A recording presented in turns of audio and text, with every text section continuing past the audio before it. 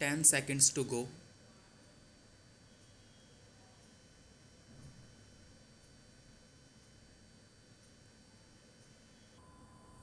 Start. There is no reversal of the title and possession of the estate. However, this may not be true in cases where acquisition proceedings are still pending and land has not been vested in the government in terms of Section 16 of the Land Acquisition Act. What is meant by the language of Section 27 of the BDA Act, that is, provisions of Section 36 shall become inoperative, is that if the acquisition proceedings are pending and where the scheme has lapsed, further proceedings in terms of Section 36(3) of the BDA Act, that is, with reference to proceedings under the Land Acquisition Act, shall become inoperative.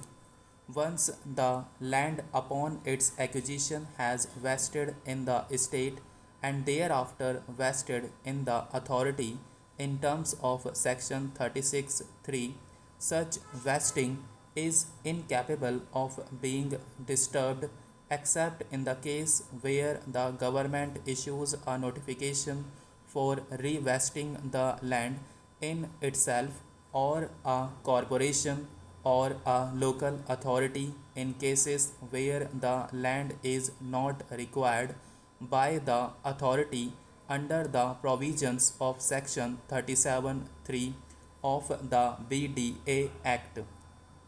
This being the scheme of acquisition within the framework of the Estate Act,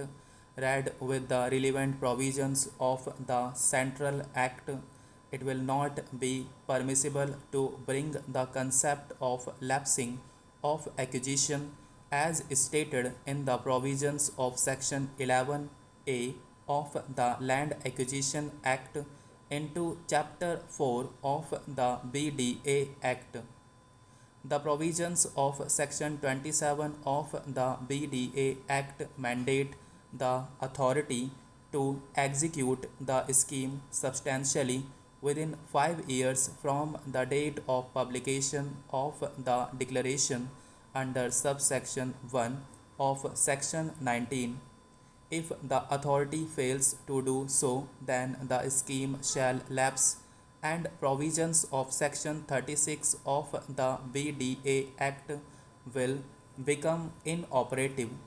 The provisions of Section 27 have a direct nexus with the provisions of Section 36, which provide that the provisions of Land Acquisition Act, so far as they are applicable to the State Act, shall govern the cases of acquisition otherwise than by agreement. Acquisition stands on a completely distinct footing from the scheme formulated, which is the subject matter of execution under the provisions of the BDA Act.